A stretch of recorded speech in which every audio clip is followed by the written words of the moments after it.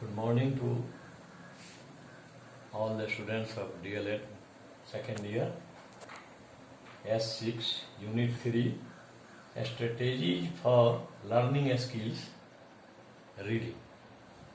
The question is, what is reading? Distinguish between skimming and scanning. Reading refers to reading with understanding.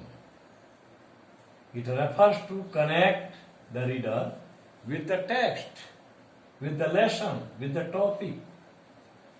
It enhances information. It increases information, knowledge, and wisdom of the reader. Not only this, it gives enjoyment too. It helps us enhance comprehension, and thus we become able to find out even hidden meaning of the text. Reading से तात्पर्य समझते हुए पढ़ना है. If we read without understanding the meaning of the text, it is not reading. It is vachan. That is called vachan in Hindi. But in reading, understanding is essential. If we understand what we are seeing, is called reading. यह पाठक को text से जोड़ता है. यह सूचना, ज्ञान और बुद्धि की वृद्धि करता है. इतना ही नहीं, यह आनंद भी देता है.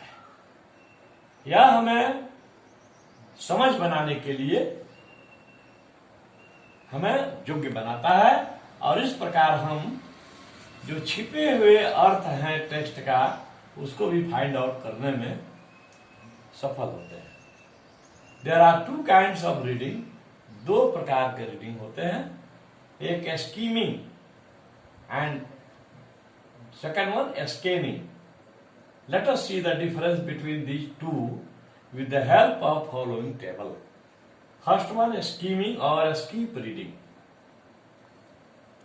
Skip मतलब होता है उछलना, कूदना. स्कीम माना होता है जैसे स्कीमर होता है.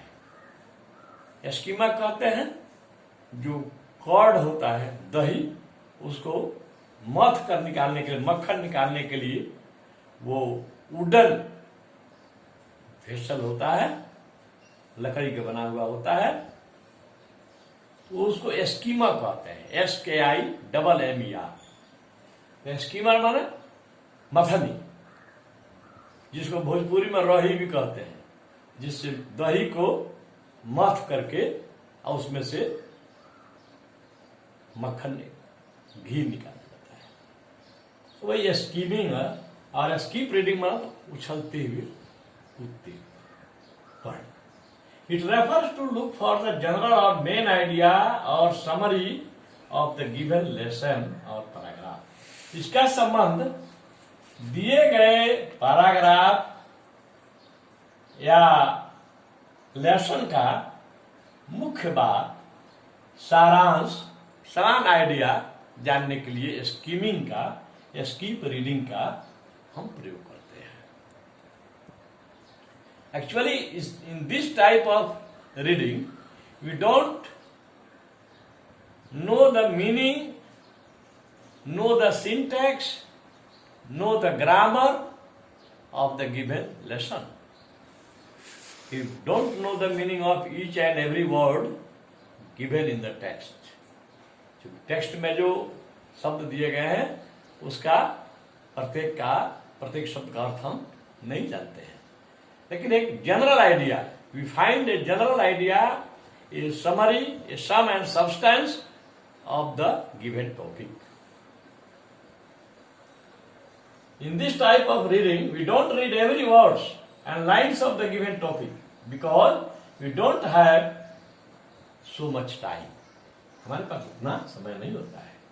It is suitable for reading novels, बड़े बड़े उपन्यास पढ़ने के लिए, ड्रामाज, बड़े बड़े नाटक पढ़ने के लिए, एंड बिग स्टोरीज, और बड़ी बड़ी कहानियां पढ़ने के लिए हम स्कीमिंग का और स्कीप रीडिंग का प्रयोग करते हैं। वी यूज स्कीमिंग और skip reading for reading novels, for reading dramas, for reading big stories. The reader steps forward, पाठक जो है धीरे धीरे आगे की ओर बढ़ता है। Observing words and sentences at a glance, एक झलक शब्दों और वाक्यों को देखते हुए रीडर आगे की ओर बढ़ता है। There is a difference between reading and वाचन।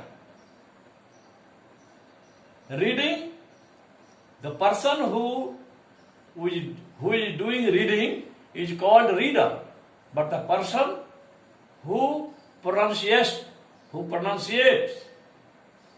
without understanding its meaning is called watcher, and that one person who pronunciates without understanding the meaning of that paragraph, it is called vachak. Let us see an activity. Suppose we have to read quickly the text of the House Sparrow, Lesson 3, Class 5, page 17-18, and do the following activity. और निम्नलिखित काम करने के लिए कहा जाता है।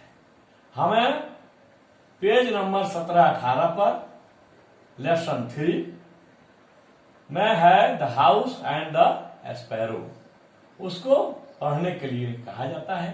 Class 5 में है और निम्नलिखित एक्टिविटी करने के लिए कहा जाता है। Suggest some other title of the text, उस टेक्स्ट का दूसरा शीर्षक चुनने के लिए आपको कहा जाता है, हमें कहा जाता है। Pick out the paragraph giving the main idea, उस पैराग्राफ का को चुनना है जिसमें मेन आइडिया छिपी हुई है।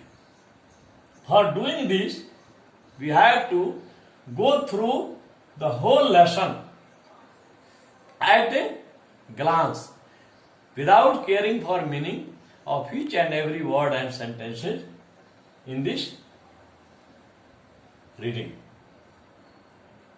After reading 2 or 3 times, after reading twice or thrice, we may have a general idea, we may have a gist, we may have a summary of the given topic. It is called skimming or skip reading. Scanning or scan reading.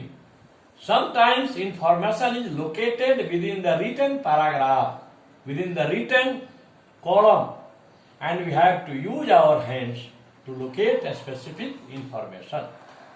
कभी कभी हमको किसी दिए हुए खंड में से किसी एक इंफॉर्मेशन को निकालना होता है, कोई एक सूचना को निकालते हैं। इसके लिए हमें अपने हाथ का प्रयोग करना पड़ता है। उस विशिष्ट सूचना को जानने के लिए we use our hands to locate that specific information. For example, उदाहरण के लिए, we have to use our hands to locate a word in dictionary. हमें अपने हाथ का प्रयोग करना पड़ता है। अगर किसी शब्द का मीनिंग जानना है, स्पेलिंग जानना है, तो हम डिक्शनरी का सहारा लेते हैं। सबसे पहले उस शब्द को, वर्ड का फर्स्ट लेटर देखते हैं, उसके बाद उसमें से फिर उसके बाद वाला जो है उसको देखते हैं। जैसे लोकेट का अर्थ जानना है तो हम पहले एल देखेंगे, तब ओ वाला उसी के साथ, एल के साथ ही वो कहाँ कहाँ है, फिर सी, फिर ए, टी, ई, एस, तब हम डिक्शनरी में उसमें हमको अपने फिंगर का उपयोग करना पड़ता है। To locate a specific information. For example, we have to use our hands to locate a word in dictionary. To read a train or bus schedule. हमको रेलवे स्टेशन पर कहीं जाना है तो हमको जिस ट्रेन में जाना है उसका ट्रेन नंबर, अप है कि डाउन है, वह टाइम, ये 3 जानने के लिए हमें हाथ का सहारा लेना पड़ता है। हम जितने गाड़ियां उस सारणी में हैं रेलवे टाइम टेबल, उसकी हमको जरूरत नहीं पड़ती है, हम केवल अपनी गाड़ी को ही सर्व करते हैं। फिर है to read an invitation card, जब हमें आमंत्रण पत्र मिलता है, निमंत्रण पत्र, तो हम बारात कहाँ जाएगी, बारात कहाँ जाएगी, कब जाएगी, क्या सवारी की व्यवस्था है, यही 2-3 चीज देखते हैं। किनके यहां से कहा हम पूरा जो है वक्रतुंड महाकाय, निर्विघ्नं कुरु मे देव, मंगलम भगवान विष्णु, मंगलम गरुड़, इस सब पर हम ध्यान नहीं देते हैं। केवल हमको जो शेड्यूल्ड जो हमको इन्फॉर्मेशन वही लेना पड़ता है। In short we will say that mention information on a notice board, invitation card or railway timetable is called scanning, because we don't read all written materials, we read a specific information only। हमको क्या सूचना चाहिए। Activity 2 में ये है, उसी में which sparrow has black patch on the throat, where do a sparrow make their nest। These two, for finding out these 2 questions, we don't need to read all the written materials, you will find it in either one paragraph or 2